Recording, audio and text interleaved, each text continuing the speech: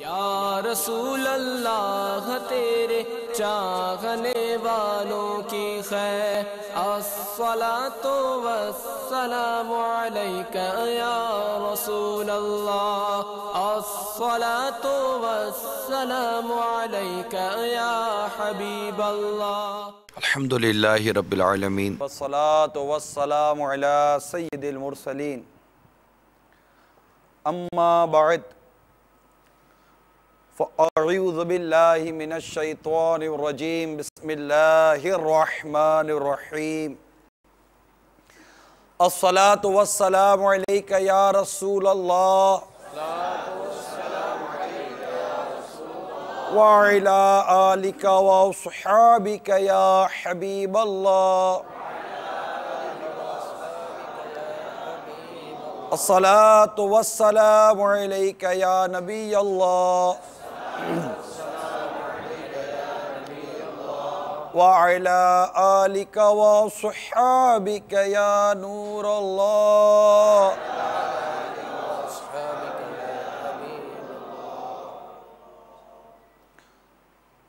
درود پاک کی بڑی پیاری فضیلت سماعت کیجئے۔ ہمارے آقا صلی اللہ تعالی علیہ وآلہ وسلم نے ارشاد فرمایا، جو مجھ پر ایک مرتبہ درود پاک پڑھتا ہے اللہ تعالیٰ اس پر 10 رحمتیں نازل فرماتا ہے۔ سبحان اللہ، ایک بار درود پاک پڑھیں اور الحمدللہ 10 رحمتیں حاصل کریں۔ اللہ تعالیٰ کثرت کے ساتھ درود پاک پڑھنے کی توفیق عطا فرمائے۔ صلو علی الحبیب صلی اللہ تعالی علیہ وسلم۔ ایک بوڑھے میاں کسی طبیب کے پاس گئے اور طبیب سے کہنے لگے کہ ڈاکٹر صاحب کھانسی بہت ہو رہی ہے، کھانس بھی رہے، کھانسی بہت ہو رہی ہے۔ ڈاکٹر صاحب بڑے میں آتے، ڈاکٹر صاحب بزرگوں بوڑھاپا آ گیا ہے، کھانسی تو ہوگی۔ ڈاکٹر صاحب کمر میں بھی درد ہوتا ہے۔ اچھا بزرگوں بوڑھاپا آ گیا ہے تو کمر میں تو درد ہوگا۔ ڈاکٹر صاحب نظر بھی کمزور ہو گئی ہے۔ ڈاکٹر صاحب بزرگوں بوڑھے ہو گئے تو نظر بھی کمزور ہو جائے گی۔ وہ جو 2-4 اور بیماریاں بزرگوں نے گنتی کروائیں تو ڈاکٹر صاحب نے کہا بزرگوں بوڑھاپا آ گیا تو یہ سب تو ہوگا۔ اب بوڑھاپا آ گیا سن کر جو بڑے میں آتے وہ گھومی، کہا عجیب ڈاکٹر ہو، میں کہہ رہا ہوں یہ ہو گیا بوڑھاپا آ گیا، یہ ہو گیا بوڑھاپا آ گیا، یہ ہو گیا ہر بات میں بوڑھاپا ہے۔ غصے میں آ گئے نا، تو ڈاکٹر صاحب نے کہا حضور یہ جو غصہ آیا ہے نا اس کی وجہ بھی بوڑھاپا ہے۔ تو بنیادی چیز تھی وہ ڈاکٹر نے پکڑ لی، کہ بوڑھاپا ہے۔ بوڑھاپا جب آتا ہے تو میرے باپا میرے امیر سنت شیخ طریقت فرماتے کہ کمزور کو سب دباتے ہیں۔ جب بڑھاپا آتا ہے نا تو پھر وہ چھوٹی سے چھوٹی چیز بھی جو نا غالب آ جاتی ہے اور وہ کمزور کرتی ہے۔ بات صرف سمجھانے کے لیے بیان کی گئی ہے کہ بنیادی چیز جو ہمارے حال ظاہر جو اس وقت ساری دنیا پر نظر دورائیں، جو مسلمانوں کی اس وقت کیفیت ہے، خواہ وہ معاشرتی حوالے سے ہو، عبادات کے حوالے سے ہو، معاملات کے حوالے سے ہوں، کسی بھی حوالے سے لے لیجئے، اس کی جو بنیادی طور پر جو آپ کو سبب نظر آئے گا پستہ حالی کا، وہ آئے گا اسلام کی تعلیمات سے دوری۔ اللہ تبارک و تعالیٰ کی کروڑوں رحمتیں ہوں ہمارے آقا اعلیٰ حضرت امام اہل سنت پر، جنہوں نے ہمیں اسلام کی تعلیمات پر عمل درآمد کرنے اور اسلام کی تعلیمات پر چلنے کے بارے میں ارشادات عطا فرمائے ہیں۔ رسم و رواج کے حوالے سے فتاوی رضویہ جو میرے آقا اعلیٰ حضرت امام اہل سنت کے فتاوی کا مجموعہ ہے، اور ضخیم 30 جلدوں پر یہ فتاوی رضویہ مشتمل ہے۔ ہزارہ فتاوی اس کے اندر موجود ہیں، سینکڑوں رسائل موجود ہیں۔ اس کی 23ویں جلد اس وقت میرے سامنے ہے، اور اس میں باقاعدہ ایک چیپٹر ہے، باب ہے رسم و رواج، میرے آقا اعلیٰ حضرت امام اہل سنت نے رسم و رواج پر بھی کافی کلام کیا. یہاں جو فتویٰ میرے سامنے اعلیٰ حضرت کا موجود ہے، اس میں کسی قوم کے حوالے سے نو مولود کی ولادت، پھر اس کی ولادت سے قبل ایک کمرہ بنانا اور پہلے سے تعمیر شدہ مکان جہاں وہ رہائش پذیر ہوتے ہیں، اس میں نئے بچے کی ولادت منحوس خیال کرنا، اس حوالے سے اعلیٰ حضرت سے سوال کیا گیا. اور یہ بھی سوال کیا گیا کہ سرکار صلی اللہ تعالی وسلم کے پیارے مبارک دور میں بھی ایسے ہوتا تھا یا نہیں. اس طرح کا ایک سوال فتاوی رضویہ میں موجود ہے. اعلیٰ حضرت نے اس ایک رواج، ایک رسم کے بارے میں جو جواب ارشاد فرمایا کہ یہ ایک کبھی رسم اس پاک زمانے میں بالکل نہ تھی، بلکہ اس کے بعد بھی عرصہ دراز تک یہ نہ تھی، اور یہ غیر مسلموں کا طریقہ، بلکہ ایک جگہ جا کر تو اعلیٰ نے فرمایا کہ یہ تو ان کا بھی طریقہ نہیں، بلکہ یہ تو بدفعلی اور گمراہی اس کو کہا. پھر ایک جگہ آگے جا کر اسراف اسے فرمایا، اور بے جا خرچ کرنے سے پرہیز کرو کیونکہ اللہ تعالیٰ کو فضول خرچ کرنے والے لوگ پسند نہیں. اس میں اسراف کے حوالے سے اعلیٰ حضرت نے تربیت فرمائی. اور مال کو بے مقصد برباد کر دینے والے شیطان کے بھائی ہیں، یہ مدنی پھول قرآن پاک سے عطا فرمایا. پھر بدفعلی کے حوالے سے، بدشگونی کے حوالے سے اعلیٰ حضرت نے یہاں تربیت فرمائی.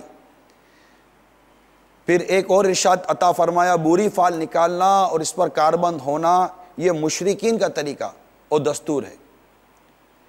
تو اس طرح کا اعلیٰ حضرت نے یہاں پر ایک فتویٰ ارشاد فرمایا، اور میں غور کرتا رہا کہ سوال صرف ایک رسم و رواج کا تھا. اعلیٰ حضرت لکھتے تھے جائز نہیں ہے، لیکن اعلیٰ امام اہل سنت کو یہاں دیکھیے کہ کتنا اس کو وضاحت کے ساتھ لکھا کہ وہ اس دور میں نہیں تھا. پھر یہ کہاں سے آیا، اسراف کی متعلق، بدفعلی سے متعلق، بدشگونی سے متعلق، پھر احادیث مبارکہ بیان کی گئیں، آیت کریمہ بیان کی، پھر اس کے حوالہ جات اعلیٰ حضرت بیان فرماتے ہیں کہ یہ روایت ان جگہوں سے لی گئی ہے. اور اس کے ساتھ ہی نیچے ایک اور بھی مسئلہ لکھا ہے اعلیٰ حضرت امام اہل سنت سے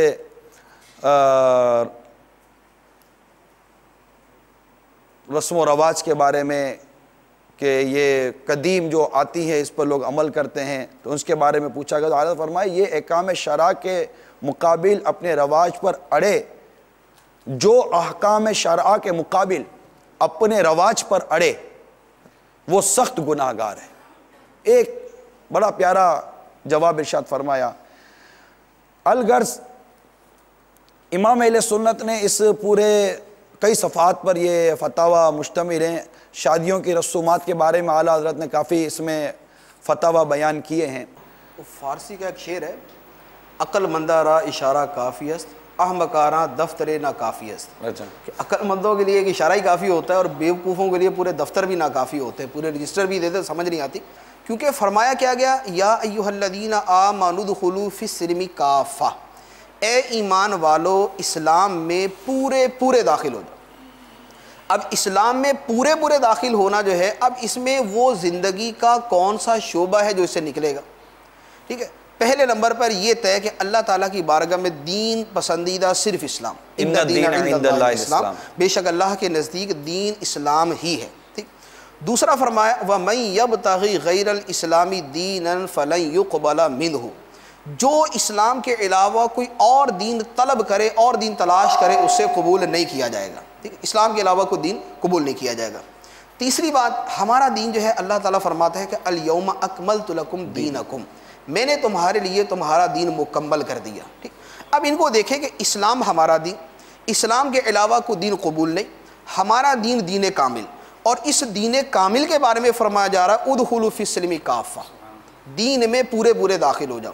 تو جب دین میں پورے داخل ہونا، دین ہمارا کامل ہے اور یہی دین اللہ کی بارگاہ میں قبول ہے اور اس کے علاوہ ہر دین مردود ہے، تو اب دین میں پورے داخل ہونا عقیدے کے اعتبار سے بھی ہوگا، عبادات کے اعتبار سے بھی ہوگا، معاملات کے اعتبار سے بھی ہوگا، معاشرت کے اعتبار سے بھی ہوگا، باہمی تعلقات کے اعتبار سے بھی ہوگا، نجی زندگی کے اعتبار سے بھی ہوگا۔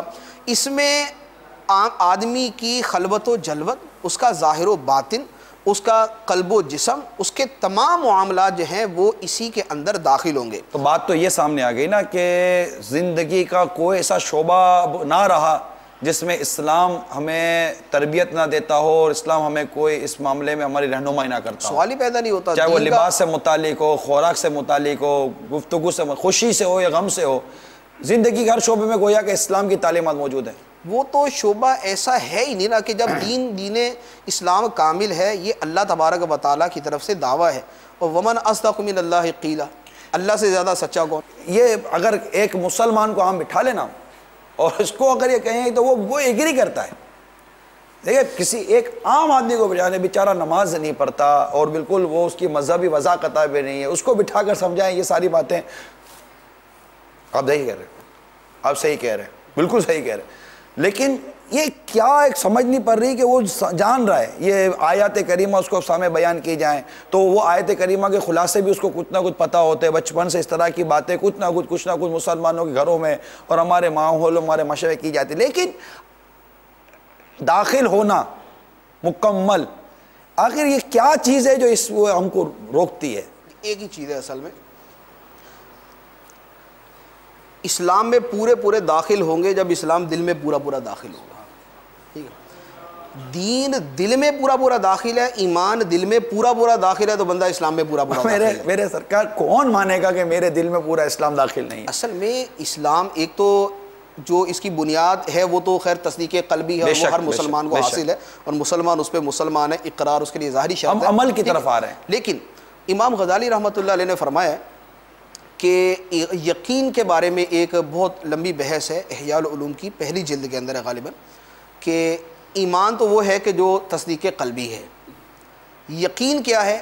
اب یقین کا ویسے تو جو تصدیق کا معنی وہ یقین کا معنی ہے، لیکن ایک جو تصوف کے اعتبار سے اس پر کلام کیا جاتا ہے وہ یہ ہے کہ اصل میں یقین اس چیز کا نام ہے کہ جس شے کا یقین ہے اس کا استحضار ہو، وہ دل میں، وہ دماغ میں حاضر ہو، اس پر غور و فکر کیا جائے، استحضار اس پر سے مراد توجہ آپ دی کے جائے کہ وہ چیز حاضر ہو اس وقت، یعنی وہ دل و دماغ کے اندر وہ موجود ہو، دل نشین ہو، ٹھیک، وہ دل نشین ہو۔ جیسے اس کی مثال سمجھے، ایک آدمی کو شدید بھوک لگی ہوئی ہے نا، اب اس وقت آپ اس کو 100 چیزیں بول دیں، اس کو بھوک مستحضر ہے، اس کو استحضار ہے بھوک کا، اس کو اپنی بھوک پر یقین ہے، فیلنگز ہیں اس کو کہ مجھے بھوک لگی، ہاں، اس کو اب اس کو کچھ بھی کر دینا، وہ اس کی وہ سوئی گھوم پھر کے اپنی بھوک کے اوپر ہی آئے گی، وہ یہی کہے گا یار پہلے روٹی کھلا دو، اس کے بعد بقیہ سارے کام کر لینا جو بھی کرنا ہے۔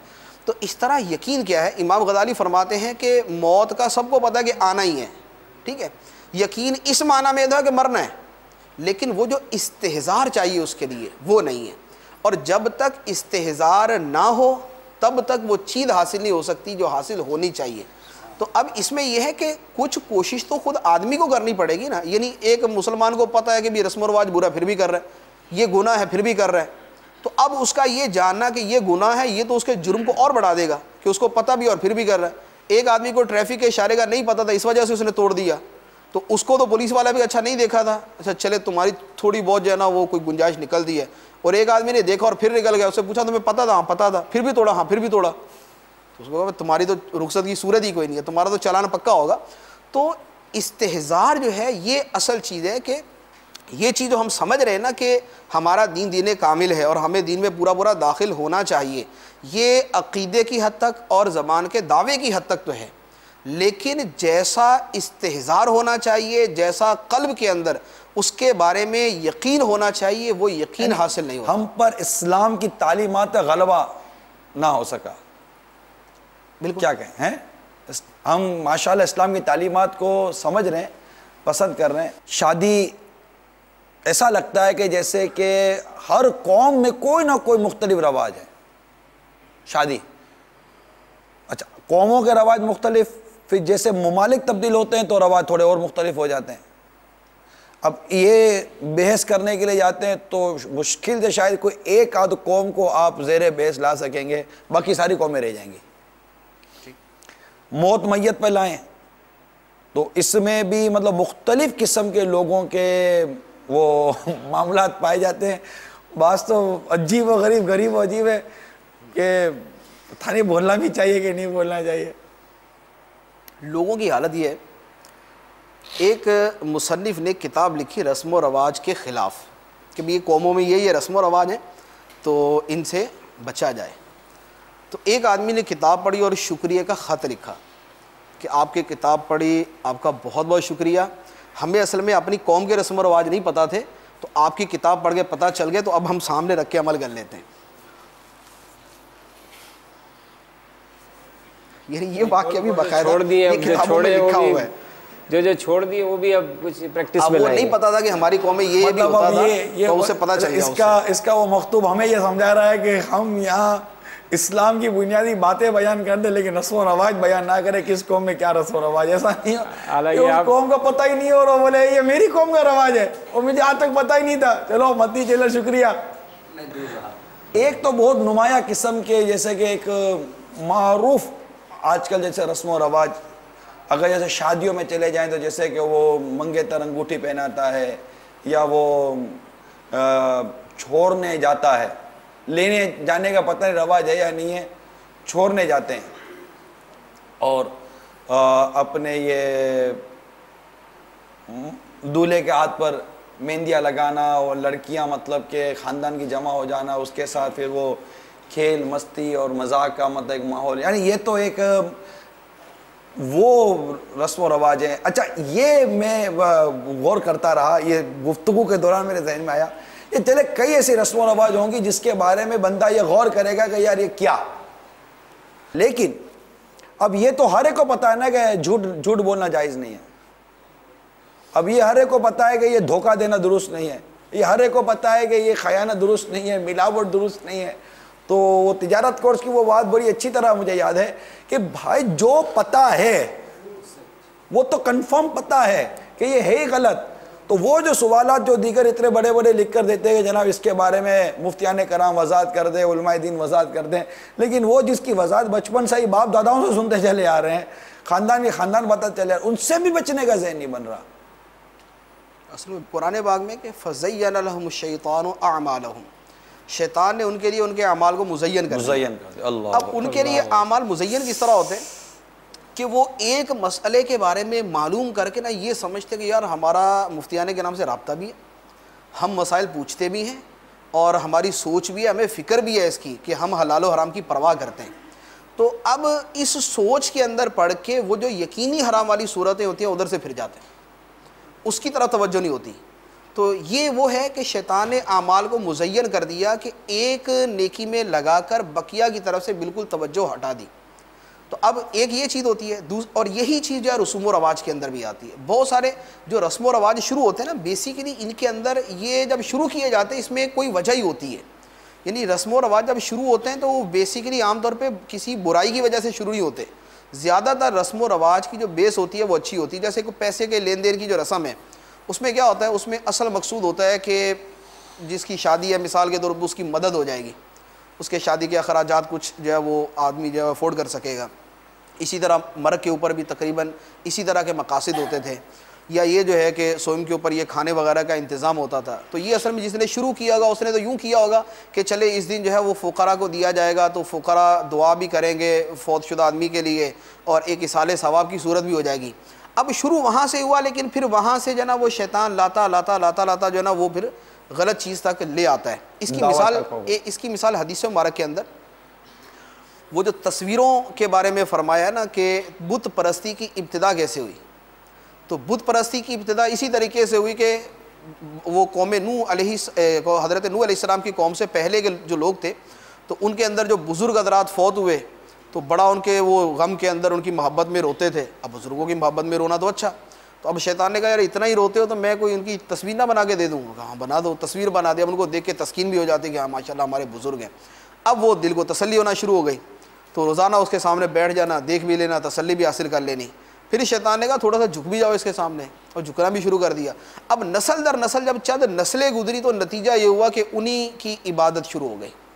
تو ابتدا جو ہے وہ یہاں تو خیر ابتدا ہی درست نہیں تھی، لیکن بعض اوقات ابتدا درست ہوتی ہے، آگے جا کے وہاں پر جو ہے اس میں رسم و رواج کے اندر جو ہے وہ اس کی اصل روح تو نکل جاتی ہے، لیکن وہ رسم جو ہے وہ اپنی قباحتوں کے ساتھ باقی رہتی ہے۔ لیکن آپ نے جیسے ابھی سوئم کا بیان کیا کہ سوئم سے جو ہو چکا، لیکن فی نفسی ہی جو سوئم ہوتا ہے، تیجا جیسے ہمارے یہاں ہوتا ہے، وہ تو کار ثواب ہے، وہ تو ہونا ہی چاہیے نا، اس کا پھر مطلب انداز وہی ہو جو اس کی اثر روح ہے۔ دیکھیں ایصال ثواب جو ہے وہ تو درست ہی ہے، ایصال ثواب تو مستحب ہے، قرآن و حدیث سے ثابت ہے۔ خود ایک صحابی حضرت سعد بن عبادہ رضی اللہ تعالیٰ عنہ سرکار دو عالم صلی اللہ علیہ وسلم کی بارگاہ میں حاضر ہوئے، عرض کیا کہ میری والدہ کا انتقال ہو گیا، اگر ان کو وصیت کرنے کا موقع ملتا تو صدقہ کرنے کی وصیت کر دی، تو کیا میں اگر ان کی طرف سے صدقہ کروں تو انہیں پہنچے گا؟ تو سرکار دو عالم صلی اللہ تعالیٰ علیہ وسلم نے فرمایا کہ ہاں ثواب پہنچے گا، ثواب اگر ان کی طرف سے صدقہ کریں گے تو ثواب پہنچے گا۔ پھر دوسری روایت کے اندر ہے، اس میں پوچھا گیا کہ یا رسول اللہ صلی اللہ علیہ وسلم ایصال ثواب کے لیے میں کیا کروں، کون سا عمل سب سے افضل ہے؟ فرمایا پانی۔ تو انہوں نے کنواں کھودا اور کنواں کھود کے کہا کہ ہذہ لأم سعد، یہ کنواں سعد کی ماں کے لیے ہے کہ اس کا جو پانی پیے گا اس کا جو ثواب ملے گا وہ میں اپنی والدہ کو ایصال ثواب کرتا ہوں۔ اسی طرح اور بہت ساری روایتیں حج کے بارے میں بھی ہے، غلام آزاد کرنے کے بارے میں بھی ہے کہ ایصال ثواب ہوتا ہے۔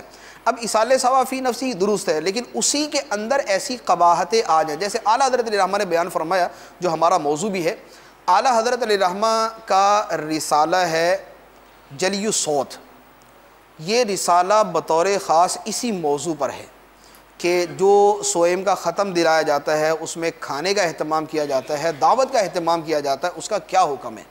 اعلیٰ حضرت علیہ الرحمہ نے اس رسم کی اچھائی اور برائی دونوں کو بیان کیا۔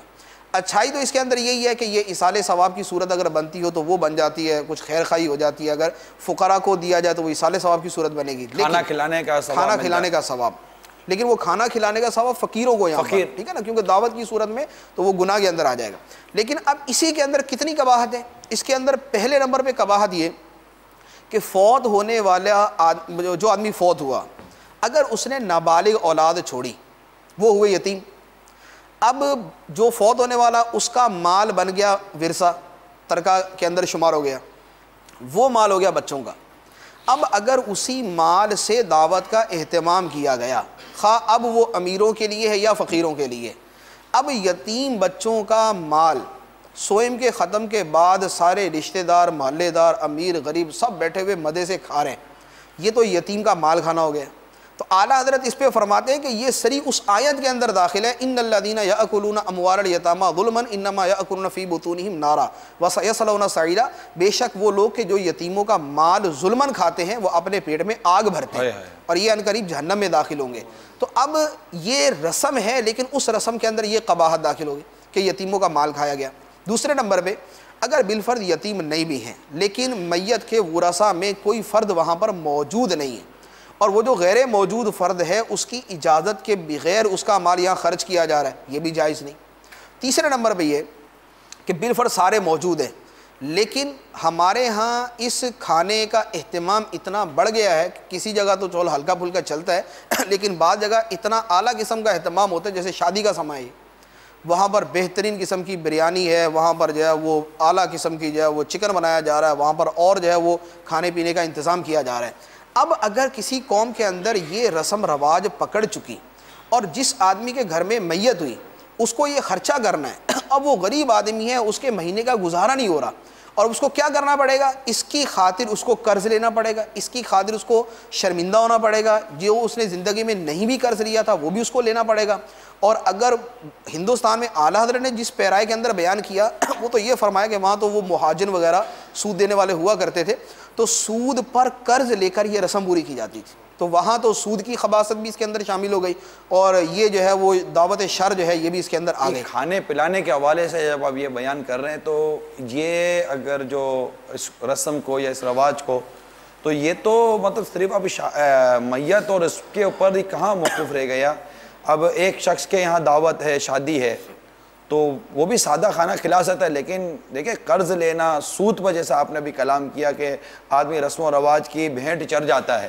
اور اس میں اعلیٰ حضرت نے فتاوی رضویہ میں اعلیٰ حضرت ایک سوال اس میں بھی تھا کہ اب ایک ہمارے رواج ہو گیا کہ لوگ ریا تفاخر کے لیے مطلب کہ دعوتیں کرتے ہیں، اور دوسرا اگر یہ نہیں کرتا تو لوگ اس کو ملامت کرتے ہیں، تو وہ اگر تفاخر کے لیے اس کو کرنا اور ریا کے لیے کرنا ضروری ہوتا ہے، اور اس کے لیے وہ سودی قرضہ بھی لیتا ہے۔ خیر اعلیٰ حضرت نے وہاں وضاحت کی ہے کہ اگر وہ لوگوں کی ملامت سے بچنے کے لیے کرتا ہے تو اس کا حکم کچھ اور ہے، تفاخر اور ریاکاری کے لیے کرتا ہے تو اس کا حکم کچھ اور ہے، سود لے کر کرتا ہے تو اس کی اعلیٰ حضرت نے پوری مطلب ڈیفینیشن کی ہے، وضاحتیں کی ہیں۔ تو یہ تو ساری چیزیں ہمارے یہاں تو دعوتوں میں بھی ہو چلی ہیں حضور، کہ جو بھی اب جیسے کہ وہی لے لیجئے نا کہ اس وقت جہیز ہے،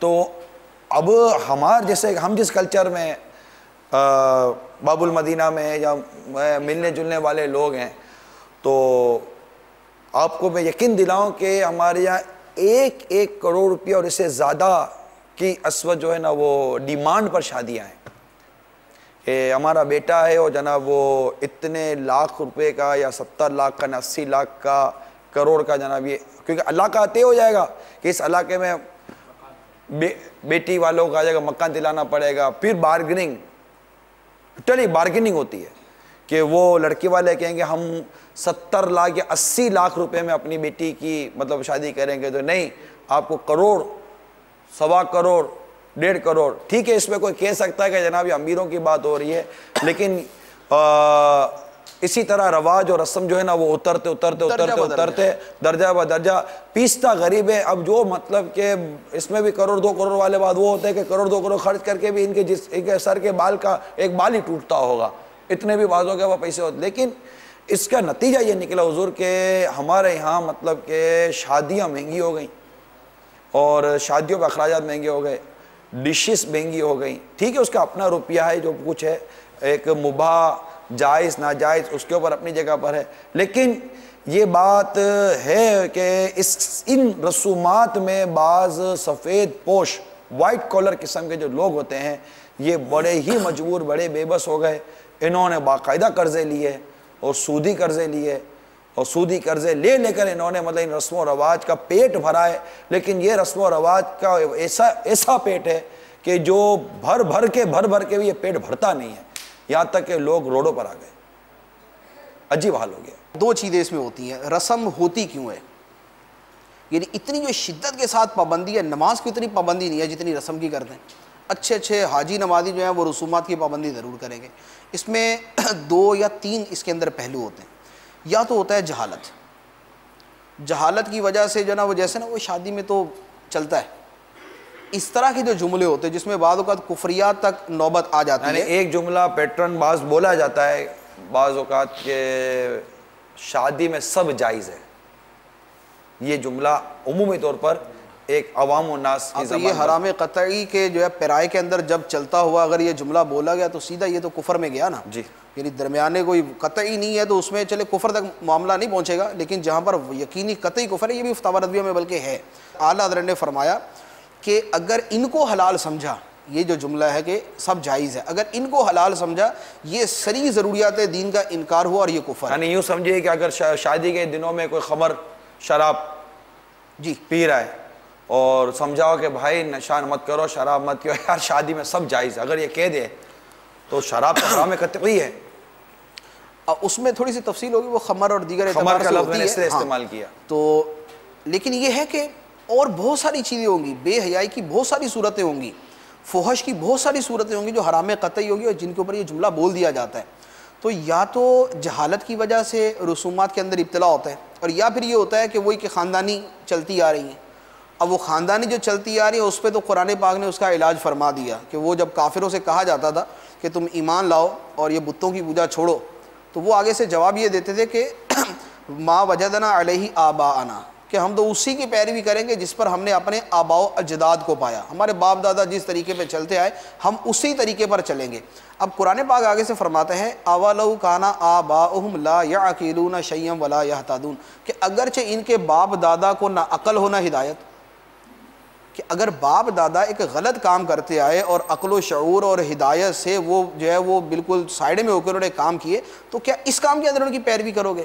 اس کام میں ان کی پیروی نہیں کی جا سکتی۔ اچھے کاموں کے اندر بڑوں کی پیروی کی جائے، لیکن گناہ کے کام کے اندر تو کسی کی اطاعت جائز ہی نہیں۔ لا طاعت لمخلوق فی معصیت الخالق، کہ مخلوق خالق کی نافرمانی میں مخلوق کی جو ہے فرما برداری نہیں کی جا سکتی۔ انما الطاعۃ فی المعروف، اطاعت و فرما برداری صرف اچھے کام کے اندر ہی ہو سکتی ہے۔ تو اب یا تو جہالت کی وجہ سے رسومات کی پابندی ہے، یا پھر وہی آباء و اجداد اور خاندانی وہ رسم و رواج چلتا رہا، اس وجہ سے پابندی ہے۔ تیسری ایک اور وجہ بھی ہوتی ہے، اور وہ وجہ وہ جو ابھی آپ نے یہ اس کا کیا نام ہے جہیز کے حوالے سے بیان کیا، اور دیگر کئی چیزوں کے اندر یہ چیز چلتی ہے۔ تیسری وجہ ہوتی ہے کہ خاندان کی بھی اس کو وہ خاندانی رسم کی بھی اتنی پرواہ نہیں ہے، اگر وہ یہ نہیں اس کا دل ہے کہ بھائی میری طرف سے بھاڑ میں جائے، میں اس کو چھوڑتا ہوں، جہالت بھی نہیں ہے، معلوم بھی ہے اس کو، لیکن لوگوں کے تانوں سے بچنے کے لیے وہ یہ کام کرتا ہے۔ اب یہ جو لوگوں کے تانوں سے بچنے کے لیے کر رہا ہے تو ناجائز کام ہے، تو وہ ناجائز ہی رہے گا۔ اور بہت سارے وہ کام ہیں کہ خاص طور پہ جو مالی معاملات کے اندر ہے کہ لوگوں کے تانوں سے بچنے کے لیے کرتا ہے، اور اس کا وہ کام کے بغیر چارہ ہی نہیں ہے، تو وہاں اس کے لیے تو رخصت نکل آتی ہے، لیکن کرنے والے اس گناہ کے اندر مبتلا ہوتے ہیں۔ مانگا جا رہا ہے نا کہ اتنے روپیے دو، اب کیا کریں گے؟ حج کر کے مطلب کہ سسرال والے آ گئے، لڑکی والے، اب وہ لڑکے والے بھلے حج کر کر آ گئے، یہ مطلب کہ وہ ایک آدھ تھیلی بھجوا دیں گے تو ٹھیک ہے چلے گا، لیکن اب لڑکی کے ماں باپ اگر حج کر کر آ گئے، یا اس کے بھائی وغیرہ حج کر کر آ گئے، مدینے سے ہو کر آ گئے، اب مطلب یہ ایسا بھی ہے کہ شاید ہو سکتا ہے کہ جتنا خرچہ ان کا حج پر نہیں ہوا ہوگا نا، اتنا بیٹی و بہن کے سسرال میں دینے پر اتنا خرچہ ہو جائے گا، اور نہیں دینے کی صورت میں باقاعدہ مطلب باتیں ہوں گی، اور بیٹی کی مطلب زندگی بھر کے تانے، امن خطرے میں مانگا جاتا ہے کہ دو، بس سمجھ نہیں آتا، دو نہ دینے پر وہ خفا ہو جاتے ہیں۔ عجیب و غریب نظام ہے، یہ کیسا رسم و رواج آ گیا یار کہ مطلب نہیں دے رہا، وہ بیٹی دے دی ختم کرے، اب بیٹی مل گئے نا، اب آپ بیٹی ہے اور آپ ہیں اور اپنا مطلب گزارے زندگی، خالی مطلب لڑکی والوں کے مطلب جان کو آ جانا کہ نہیں تم نے لڑکی دی، اب کو لڑکی دے کر کیا قصور کر دیا اس نے بھائی؟ ہمارے یہاں تو یہ ہے کہ لڑکی کے گھر پر رشتہ بھیجا جاتا ہے، یہی ہے نا ہمارے یہاں جو عرف معروف یہی ہے۔ تو ایک خود یہ ایک کتنی بڑی چیز ہے کہ بھائی رشتہ تو لڑکی والوں کے بھیجا گیا نا، آپ لڑکے والے ہو، آپ تو خود رشتہ لے کر گئے، دیکھو تھوڑی آئے تو مطلب لڑکی کو سجا کر آپ کو دکھانے کے لیے کہ مطلب معاذ اللہ کہ یہ دیکھو ہماری بیٹی ہے، آپ گئے تھے، آپ کی ترکیب تھی، آپ کا مطلب جو بھی ایک طریقہ کار کے تحت آپ چلے گئے، اب آپ لڑکی کی طرف گئے، ان سے رشتہ مانگا، انہوں نے رشتہ دے دیا، اب چھوڑو نہ جان یار، یقین مانے اتنا دل جلتا ہے اس سے، اتنا دل جلتا ہے۔ اور یہ ایسا عجیب و غریب ہو گیا، ہمارے یہاں کئی غریبوں کی بیٹیاں گھروں پہ پڑی ہوئی ہیں، ان کے رشتے نہیں ہو پاتے کیونکہ ماں باپ کے پاس اتنی طاقت نہیں ہے کہ اب یہ اس مطلب کے دور کے اندر اب کمبائنڈ دیتے ہیں تو اس میں جو خرابیاں اس میں بھی آتی ہیں، پردے کی خرابی، بے پردگی کے جو معاملات ہوتے ہیں یہ، اور اس میں پھر وہ ساس بہو کے جھگڑوں کے معاملات اور کئی نا اتفاقیوں کے معاملات ہوتے ہیں، وہ اپنی جگہ تو ایک یہ ایسے شادی بیاہ منگنی اور پھر اس میں رسومات بڑھتی گئی۔ یہ چیزیں اعلیٰ حضرت رحمہ نے بھی بیان فرمائی ہیں، ایک فتوے کے اندر یہی صورت بیان کی ہے کہ وہ بارات لے کے جاتے ہیں نا تو وہ دو دن ٹھہرے ہی رہتے ہیں وہاں پر، چلو یہ بھی اس میں سوال ہے۔ تو فرمایا کہ بارات لے کے جائیں تو چلیں، یہ تو سمجھ آتا ہے کہ بارات اگر ان کی رضامندی کے ساتھ ہے تو پھر تو ٹھیک ہے، لیکن فرمایا کہ یہ چار کھانوں کا ان کے اوپر بار ڈالنا یہ کہاں سے جائز ہے؟ اس کو اعلیٰ حضرت رحمہ نے حرام قرار دیا کہ ان کی رضامندی کے بغیر جو ان سے کھانا لیا جائے گا وہ حرام۔ اسی طرح ایک اور فتویٰ ہے کہ لڑکے والے جو ہے وہ لڑکی کے جو ہے وہ رشتہ داروں کو وہ دیں گے، اس کو یہ دیں گے، اس کو وہ دیں گے، اس کو وہ دیں گے، تو لڑکی والوں نے ڈیمانڈ کی کہ وہ جس جو ہے وہ میاں جی استاد صاحب نے بچی کو قرآن پڑھایا اس کو بھی دینا پڑے گا۔ تو یہ اس میں سوال ہے۔ تو اعلیٰ حضرت رحمہ نے اس پر فرمایا کہ اگر تو وہ اپنی خوشی سے دیتے ہیں پھر تو جائز ہے، لیکن اگر ان کے مجبور کرنے پر دے رہے ہیں، دل سے نہیں دے رہے، ان کے مجبور کرنے پر دے رہے، تو پھر ان کا دینا تو جواز کی صورت بن سکتا ہے، لیکن اس کا لینا کسی صورت جائز نہیں ہوگا کہ یہ رشوت کے زمرے میں۔ تو ہر وہ مال کہ جو کسی سے اس کی رضامندی کے بغیر نکلوایا گیا، حدیث مبارک ہے سرکار دو عالم صلی اللہ تعالیٰ علیہ وسلم نے فرمایا کہ مسلمان کے لیے جائز نہیں کہ اپنے بھائی کا عصا بھی اس کی مرضی کے بغیر لے، اللہ اکبر، عصا بھی اس کی مرضی کے بغیر لے۔ اور قرآن پاک کی آیات مبارکہ بھی ہے، لا تأکلوا اموالکم بینکم بالباطل، اپنوں کے مال اپنے درمیان باطل طریقے سے نہ کھاؤ۔ اس باطل طریقے کے اندر اس طرح کے مروجہ تمام کے تمام طریقے اس میں داخل ہیں۔ باطل طریقہ ہر وہ طریقہ جو یا تو خلاف شریعت اور یا جس میں اس مالک کی رضامندی کے بغیر لیا گیا، اخلاقی خرابی آ جائے گی اس میں، اخلاقی خرابی آ جائے گی اس کے اندر۔ اب جو اس کی رضامندی کے بغیر لیا گیا وہ حرام، وہ ناجائز ہے۔ اب اس میں دیکھیں تو اس میں تو پتہ نہیں کتنی صورتیں بنتی ہوں گی، جو یہ کیا نام ہے، اس موقع کے اوپر یہ چیز دی جائے گی، فلاں موقع پر یہ چیز دی جائے گی، اس موقع پر اس طرح کا کھانا پکایا جائے گا۔ جیسے یہ ابھی اسی کا سوئم کی بات ہو رہی تھی، اب اس میں جس قوم کے اندر رواج ہے کہ بھی اس طرح کا کھانا پکایا جائے گا، وہ اسی طرح کا کھانا پکائے گا، اگرچہ اس کے پاس گنجائش نہیں ہے، لیکن وہ کیوں پکائے گا؟ اس لیے کہ نہ پکایا تو وہ کہیں گے دیکھو ادھر مرا، اور یہ جو ہے وہ ان کو کھانا پکانے کی بھی توفیق نہیں ہوئی۔ اب یہ جو تانا ہے اور اس تانے سے بچنے کے لیے اس نے کھلایا، یہ ان کے لیے کھلانا تو جائز ہو سکتا ہے، لیکن کھانے والوں کے لیے کسی بھی مگر یہاں دیکھیے نا کہ یہ جو رشوت کا باب جو بھی آپ نے بیان کیا کہ جو مطلب یوں تقاضا کر رہا ہے، ڈیمانڈ کر رہا ہے، اور جس کے تقاضا اور ڈیمانڈ پر پھر یہ بیٹی کو بچانے کے لیے اور اس کے امن کو تہوبالا ہونے سے بچانے کے لیے جو دیا جا رہا ہے، تو وہ لینے والا تو گویا رشوت لے رہا ہے۔ اب اتنی موٹی سی بات یہ مطلب کہ یوں تو مطلب کہ وہ رشوت خور رشوت خور رشوت خور کہتے آدمی تھکتا نہیں ہو، اوہ فلاں افسر رشوت خور ہے، فلاں افسر رشوت خور ہے۔ اب یہاں اگر رشوت لینے والوں کی اگر فہرست تیار کی جائے تو مطلب عجیب و غریب عجیب حال ہو جائے گا۔ اچھا یہ بیان بھی امیر سنت نے اپنے وہ بیان ہے گھر امن کا گہوارہ کیسے بنے، ویسی ہے پوری امیر سنت کی، اس میں امیر سنت نے باقاعدہ اس میں یہ رشوت کا بیان کیا ہے کہ یہ جو جہیز لینا اور یہ ڈیمانڈ کرنا، کہ اگر وہ اپنے بیٹی کو اپنی مرضی سے دینا چاہتا ہے، اپنی مرضی دینا چاہتا ہے، اگر شہر کا مالک ہے تو شہر اٹھا کر دے دے، لیکن یہاں جو ڈیمانڈ ہے نا، اور اس پر آپ یقین مانیے کہ ہم سے کئی ایسے اہل درد لوگ، درد مند دل جو ہوتے ہیں لوگ، یہ تمنا رکھتے ہیں کہ کوئی ایسا مدنی چینل کے ذریعے کوئی ایسا مطلب ترکیب بنے کہ لوگ مطلب کہ یہ اس چیزوں سے باز آئیں، اور یہ بیجا رسم و رواج اور یہ بیجا لینا دینا اور یہ رشوتوں کے جو یہ زمرے میں بھی جو آ جاتے ہیں، اس کی کوئی مطلب کوئی کمی ہو، تو یہ جو ایسے ارباب ہیں جو یہ کر سکتے ہیں۔ دیکھیں اب یہ اس میں جو ہے نا، اس میں ہو سکتا ہے کہ وہ ایسے لوگ بھی ہوں جو آپ کو کہے کہ بھائی مدنی چینل اسی کے لیے خاص کر دو، انہی خرابیوں کو ختم کرنے کے لیے۔ وجہ یہ ہے کہ بقیہ چیزیں تو کوئی مسجدوں میں بھی سیکھ لیتا ہے، کوئی جو ہے وہ کسی عالم کی صحبت میں جا کے بھی سیکھ لیتا ہے، لیکن یہ ہمارے جو ہے وہ ہماری زندگی کا وہ شعبہ ہے جس پر نہ تو جو ہے وہ ہمارے ہاں بیانات ہوتے، نہ ہمارے ہاں اس کے اوپر جو ہے کوئی درد مند آدمی اس کے بارے میں کوئی سمجھاتا ہے کسی کو۔ عقائد کا معاملہ اس کو بھی سارے دین میں سمجھتے، عبادات کا معاملہ اس کو بھی دین میں سمجھتے، معاملات کے اندر آ کے آدھا سے بھی جو ہے وہ کم معاملہ ہو جاتا ہے، یار کاروبار تو جو ہے نا وہ اس طریقے سے نہیں ہو سکتا جس طریقے سے آپ حضرات بتاتے ہیں۔ لیکن جو معاشرت ہے نا، معاشرت کو تو یوں سمجھا ہوا ہے کہ یہ تو بالکل ہی دین سے اس کو تو الگ کیا ہوا ہے۔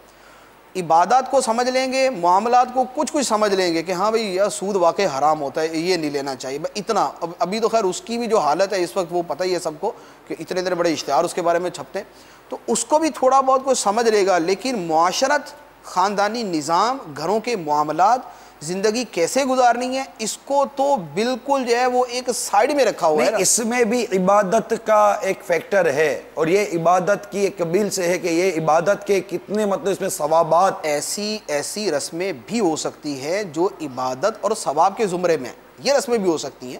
جیسے آپ نے یہ سوئم رسم ہی ہے، لیکن یہ رسم جو ہے یہ کس پہ ہے؟ تلاوت قرآن پہ مشتمل ہے، یہ کلمہ طیبہ کے ورد پر مشتمل ہے، یہ درود شریف پڑھنے پر مشتمل ہے، یہ تسبیحات پر مشتمل ہے، یہ فقراء کو کھلانے پر مشتمل ہے، یہ مسلمانوں کے اجتماع پر مشتمل ہے، یہ دعا پر مشتمل ہے، یہ میت کے لیے دعا پر مشتمل ہے۔ یہ تو قرآنی حکم ہے۔ تلاوت قرآن، درود شریف، ذکر کرنا، کلمہ طیبہ پڑھنا، یہ تو سارے قرآن کے حکم ہیں۔ میت کے لیے دعا کرنا یہ بھی قرآن پاک کا حکم، ربنا اغفر لنا ولاخواننا الذین سبقونا بالایمان، یہ قرآن پاک کی آیت ہے۔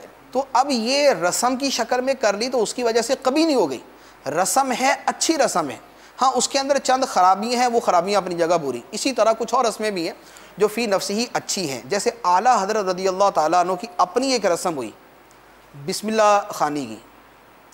بسم اللہ خوانی کی رسم اعلیٰ رضی اللہ تعالیٰ کی اپنی ہوئی. اب یہ رسم کیا تھی؟ یہ رسم یہ تھی کہ بچے کو جب پہلی مرتبہ سبق پڑھانا ہوتا تھا تو اس وقت ایک باقاعدہ تقریب کا اہتمام کرتے تھے. اس میں استاد آتا تھا، وہ بچے کو جو ہے بسم اللہ شریف پڑھاتا تھا. بچہ بسم اللہ پڑھتا تھا، اس کی خوشی منائی جاتی تھی، اس پہ مٹھائی تقسیم کی جاتی تھی، اس کا پورا اہتمام کیا جاتا تھا. اب یہ جو رسم ہے یہ اچھی ہے اور بہت اچھی ہے. کس اعتبار سے؟ پہلے نمبر پر تو یہ بسم اللہ شریف کے ابتدا کی خوشی ہے، تو یہ ذکر اللہ کی خوشی منانا یہ اس میں آئے گا. دوسرے نمبر پہ یہ ہے کہ جب بچے کو بسم اللہ شریف پڑھنے کا اس طرح اہتمام کیا جائے تو اس کے دل میں اس کی عظمت بیٹھتی ہے. دیکھنے والے جو بچے ہوں گے ان کے دل میں عظمت بیٹھے گی، ایک ان کی حوصلہ افزائی ہوتی ہے. نفسیاتی اعتبار سے ایک بچے کے اندر جذبہ پیدا ہوتا ہے کہ جب میری ابتدا جو ہے اتنی شاندار طریقے سے کی جا رہی ہے تو میں آگے محنت و مشقت کروں، میں آگے اچھے طریقے سے پڑھوں. اب یہ رسم جو ہے یہ بہت اچھی. اس طرح کی اور رسومات بھی ہو سکتی ہیں. جیسے ایک اور ہمارے یہاں رسم ہے، یہ قرآن پاک جب حافظ قرآن پاک مکمل کرتا ہے. اب حافظ قرآن پاک مکمل کرتا ہے تو ہمارے یہاں کتنے اچھے طریقے سے اس کا اہتمام ہوتا ہے. مدرسے کے اندر بھی جو ہے وہ اہتمام بعض جگہ ہوتا ہے، گھروں کے اندر کیا جاتا ہے، سارے رشتہ دار جمع کیے جاتے ہیں، بچے کو بٹھایا جاتا ہے، اس میں کھانا وغیرہ کھلایا جاتا ہے، بچے کی حوصلہ افزائی ہوتی ہے. اور بلکہ بہت مرتبہ ایسا ہوتا ہے کہ دوسرے گھروں کے جو بچے آئے ہوتے ہیں نا وہ یہ تقریب دیکھ کے اپنے ماں باپ کو کہتے ہیں کہ ابو ہمیں بھی حفظ کرنا ہے. یہ جو دوسروں کے لیے ترغیب کا باعث بن نہیں ہے، یہ جو دین کو مزید جو ہے وہ بچوں کے دلوں میں داخل کرنے کا ذریعہ بن رہی ہے، یہ رسومات اچھی ہیں. اب اسی کے اندر اگر کوئی غلط چیز شامل ہو جاتی ہے پھر وہی جو ہے وہ غلط راستہ اس کے اندر پیدا ہو جائے گا. ہمارے دعوت اسلامی کے مدنی ماحول میں شادی کے موقع پر ایسی ایک رسم ہے جو الحمدللہ بہت سارے ثواب کا ذریعہ بن سکتی ہے، اجتماعی ذکر و نات. الحمدللہ اکثر اسلامی بھائی اس کو رسم کے طور پر بھی کرتے ہیں. شادی ہوتی ہے، اجتماعی ذکر و نات کرتے ہیں، اس میں بیان ہوتا ہے سنت وغیرہ، صحرا پڑھا جاتا ہے، نیاز بھی ہوتی ہے. تو الحمدللہ دعوت اسلامی تو والوں اللہ کے کا یہاں شکر ہے دعوت اسلامی کی برکت سے تو جو ماشاءاللہ جو ایک وہ ٹرینڈ چینج ہونا شروع ہوا ہے. ایک اسلامی بھائی تھے، ان کے بھائی کی شادی تھی. ان کے بھائی کی جیسے شادی ہوئی ہے نا تو میں نے بھی اس میں شرکت کی. میں نے بھی زندگی میں اتنی اچھی شادی نہیں دیکھی اور بہت سارے دوسرے لوگ بھی یہی کہہ رہے تھے کہ ہم نے اپنی زندگی کے اندر اتنی اچھی شادی نہیں دیکھی. شادی کا وہ جو ولیمے کا جو ہے وہ تقریب تھی، وہ پہلے تلاوت قرآن پاک ہوئی، اس کے بعد اعلیٰ رضی اللہ تعالیٰ کی نعتیں پڑھی گئی. پہلے واہ کیا جود و کرم ہے شاہ بطحہ تیرا، پھر صبح و طیبہ میں ہوئی بڑھتا ہے باڑا نور کا. اس کے بعد باقاعدہ درس قرآن ہوا. اس کے بعد پھر کھانے کا اہتمام کیا گیا، کھانا بیٹھ کر کھلایا گیا. کھانا کھانے سے پہلے کھانے کی سنتیں اور آداب بیان کیے گئے. اس سے پہلے باقاعدہ اسراف کی مذمت بیان کی گئی کہ کھانا جو ہے وہ کھانا تو وافر مقدار میں ہے لیکن اس کا یہ مطلب نہیں اس کو ضائع کرنا شروع کر دے، جس طرح ہمارے شادیوں میں ہوتا ہے تھوڑا کھایا زیادہ جو ہے وہ گرایا. تو اس کا باقاعدہ بیان کیا گیا. کھانے کی دعا پڑھائی گئی، اس کے بعد کھانا شروع کروایا گیا. پھر کھانے کے بعد جو ہے وہ گیٹ کے اوپر مکتبۃ المدینہ کا باقاعدہ مکتب جو ہے وہاں بستہ وہاں پر لگایا گیا اور وہ تحفے کے طور پہ وہاں سے جو گزرا تھا وہ کوئی سی ڈی لے گیا، کوئی کتاب لے گیا، کوئی غیبت کی تباہ کاریاں لے گیا، کوئی کفریہ سوال و جواب کے بارے میں لے گیا، کوئی ہمارے رسائل لے گیا. تو اب یہ تحفے کے طور پہ بھی لیتے گئے. یہ صرف ان کی جو جس دعوت کا آپ ذکر کر رہے ہیں یہ صرف ان کے دعوت کے لیے ہی مطلب یہ خاص نہیں ہے جو مکتبے کی بات تھی. یہ الحمدللہ مکتبۃ المدینہ کی یہ خدمت ہے دعوت اسلامی کے شادی ادارے کی کہ جو بھی اپنی شادی میں یا اس طرح کی خوشی میں یا غمی میں موت میت کے وقت 40ویں کے وقت تیجے کے وقت جو اس طرح جو شریعت کے مطابق اجتماع کیا جاتا ہے اس میں چاہیں تو مکتبۃ المدینہ سے اب ترکیب بنا لیں کہ جناب وہ 12,000 روپے کے یا اتنے ہزار روپے کے یا اتنے تو یہ رسالے کیسیٹیں وغیرہ اب ہمارے یہاں تو الحمدللہ مکتبے کے اسلامی بھائی از خود وہ سامان لے جاتے ہیں، بستہ لگا دیتے ہیں. اتنے روپے وہ آپ سے لے لیں گے. پھر آپ کے آئے ہوئے جو بھی شرکا ہوتے ہیں خوشی یا غمی میں جو بھی ان کو جاتے جاتے یہ ان کی پسند کا کوئی بھی جو تحفہ یہاں رکھا ہوگا یہ آپ کی طرف سے مطلب کہ تقسیم ہو رہا ہوتا ہے. جن کے یہاں دعوت ہوتی ہے یا جن کے یہاں یہ غم کا ایک سلسلہ ہوتا ہے تو وہ تقسیم ہو رہا ہوتا ہے. تو اگر مدنی چینل کے ناظرین جیسے کہ ہمارے اسلامی بھائی بیان کر رہے ہیں کہ الحمدللہ ان کی دعوت جو ہوئی اور اس کے پورے یہ بتا رہے ہیں تو اس میں یہ حصہ انہوں نے بیان کیا جو دعوت اسلامی کا مکتبہ جو آپ کو خدمت اس میں مہیا کر سکتا ہے یہ اس کا باقاعدہ ایک شعبہ ہے دعوت اسلامی کے مکتبۃ المدینہ کا.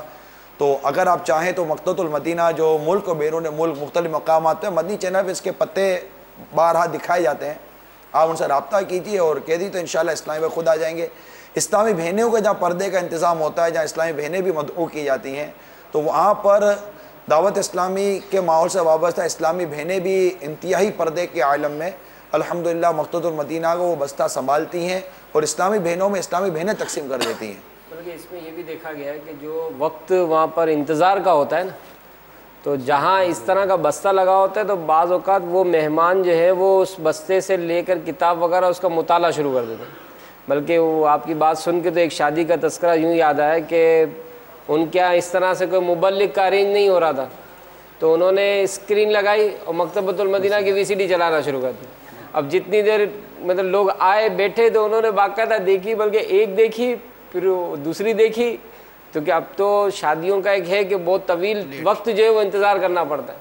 تو لوگ کھانا کھا کر جاتے ہوں گے واسطے. لیکن اس میں جو موضوعات بھی جو ڈھونڈے تھے نا، وہ اسی رسم و رواج جیسے گھر امن کا گہوارہ کیسا بنے، تو اس طرح کے موضوعات سلیکٹ کر کے انہوں نے مطلب وہ رکھے تھے. ایسے مقتدر المدینہ کے کئی مطلب کہ VCD ہیں، اور یہ بہت اچھی آپ نے توجہ دلائی کہ جیسے کہ ہمارے وہ بتایا گیا کہ یہ شادی میں اس انداز سے مطلب کہ ایک سنتوں کی تربیت ہو، اسلام کی دعوت ہے، نیکی کی دعوت ہے کہ آنے والا کچھ سیکھ کر جائے، خالی کھا کر نہ جائے، بلکہ کھائے بھی تو وہ پھینک کر نہ جائے، وہ ایک بالکل طریقہ کار کے مطابق کھائے پیے، جیسے آپ نے کہا بیٹھ کر کھائے پیے. تو جب یہ ماحول انوائرمنٹ کریٹ کیا جائے گا نا کہ وہ مذہبی طور پر ہے، تو وہ خود بخود نیچے بیٹھ کر کھانے کی بھی ترکیب بن جائے گی. ہمارے ایک وہ جیسے ہمارے اسلام نے بتایا کہ وہ ہمارے یہاں خوشی کے موقع پر یہ ایک رسم ہے، دعوت اسلامی نے گویا کہ یہ ایک بنیاد ڈال دی، اور الحمدللہ یہ بنیاد دن بہ دن پروان چڑھتی جا رہی ہے. اسلامی بہنوں میں میلاد شریف کہ شادی میں جو وہ ہوتی ہے کہ 2-4 دن پہلے جو تقریبات کا آغاز ہوتا ہے، تو اس میں اجتماعی ذکر و نعت کا انعقاد کیا جاتا ہے، اور الحمدللہ نعتیں بھی ہوتی ہیں اور سنت و برا بیان ہوتا ہے. تو مجھے ایک یاد آتا ہے کہ مبلغ کے یہاں ہوا تو انہوں نے بیان کیا، تو وہ بیان کرنے میں ایسا ہوا کہ وہاں پر کئی لوگ جمع تھے، تو اجتماع کے بعد کھانے پینے کی وہ اجتماعی ذکر و نعت کے بعد بھی نیاز کی ترکیب ہوتی ہے، لیکن ترکیب وہی وہ بوفے سسٹم جس کو کہتے ہیں، وہ ٹیبل لگا دی گئی تھی اور وہ سیلف سروس، لیکن کرسیاں نہیں تھیں، کیونکہ وہ ایک اجتماعی ذکر و نعت ایک اپنا ہوتا ہے کہ وہ نیچے دری اور چاندنی وغیرہ بچھی ہوئی ہوتی ہے. تو اجتماع وغیرہ بیان کے بعد پھر مبلغ نے وہ شرکا سے پوچھا نا جو اجتماع میں آئے ہوئے تھے کہ آپ نے ہو سکتا ہے کہ صبح کا ناشتہ بیٹھ کر کیا ہو. تو کہا ہاں بیٹھ کر کیا ہے، گھر میں کون، دوپہر کا کھانا بھی آپ نے بیٹھ کر ہی کھایا ہوگا.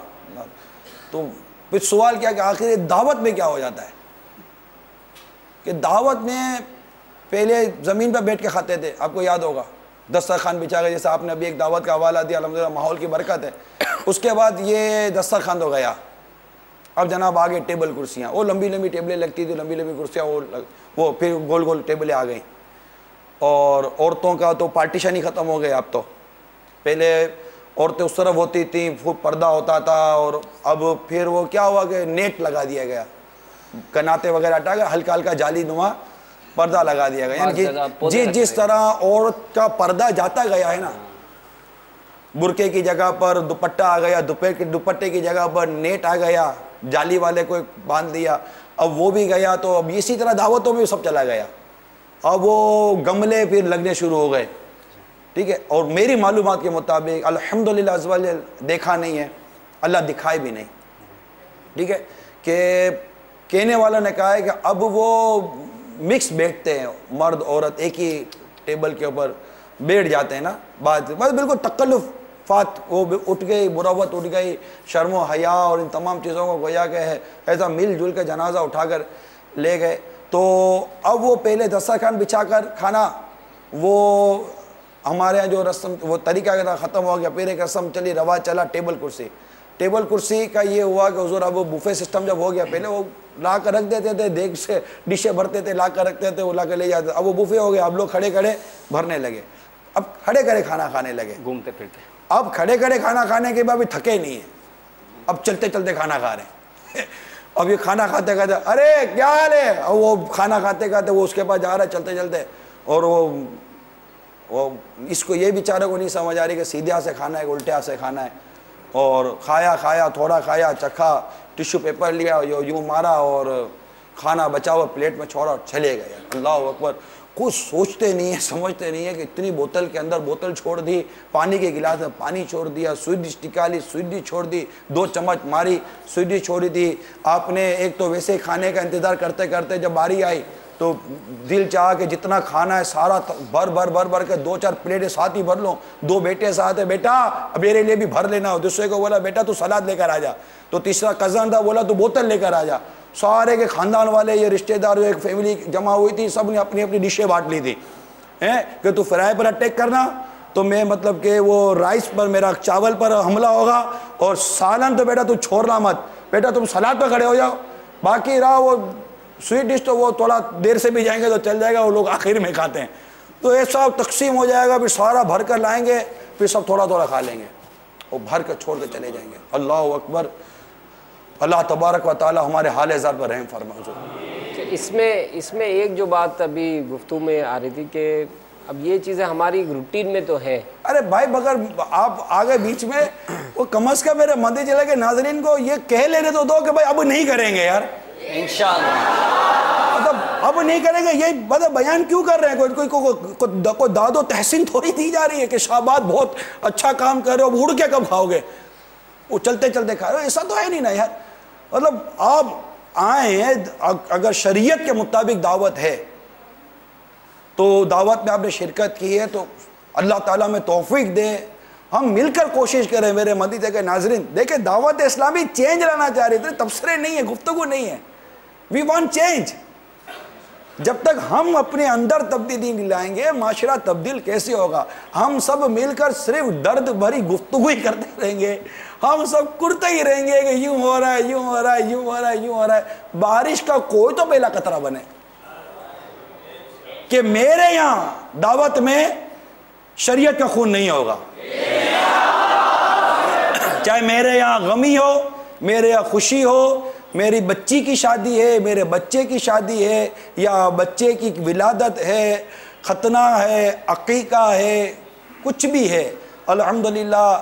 مطلب میرے وہ امیر اہل سنت کے جو شہزادے ہیں حاجی عبید رضا المدنی، ان کی بیٹی کا بھی وہ عقیقہ کا ترکیب. امیر سنت نے باقاعدہ الحمدللہ وہاں مدنی مذاکرہ ہوا عقیقے میں، اور باقاعدہ ایسا، اور اس میں علماء، ہمارے جامعۃ المدینہ کے علماء و طلبہ جمع ہوئے، اور ایسا تاریخی وہ مطلب عقیقہ تھا کہ اس کا رسالہ آ گیا. اس کا رسالہ آیا عقیقے کے بارے میں سوال جواب، اور وہ اتنا مبارک عقیقے کی رسم ہوئی کہ اس سے امت کو کتنا فائدہ ہو گیا، ہزاروں کی تعداد میں. ہم الحمدللہ اس عقیقے کے بعد میرا ہند جانا ہوا تھا قافلے میں، تو ایک رسالہ 15 ہزار، 20 ہزار، 25 ہزار رسالوں کے لنگر پر الحمدللہ ایک رسالہ بٹائے لوگوں نے بانٹے اس کو. تو ایسا کوئی مطلب کہ طریقہ کار وضع ہو نا. ہمارے مدنی چینل کے ناظرین اور سارے شرکاء کا دعوت اسلامی کے ماحول میں آ جائیں آپ. انشاءاللہ قافلوں میں سفر کریں، مدنی قافلوں میں سفر کریں، مدنی انعامات پر رال کے ہفتہ وار اجتماع میں آئیں، عاشقان رسول کی صحبت میں بیٹھیں گے. انشاءاللہ عز و جل بتدریج ہمارے اندر تبدیلی آنی شروع ہو جائے گی، شعور پیدا ہوگا یہ درست ہے، یہ غلط ہے. اللہ تبارک و تعالی ہم سب کو عمل کی توفیق عطا فرمائے. تمام خرافات سے، غیر شرعی اور غیر اخلاقی رسومات سے ہمیں نجات عطا فرمائے. شریعت مطہرہ پر چلنے کی توفیق عطا فرمائے.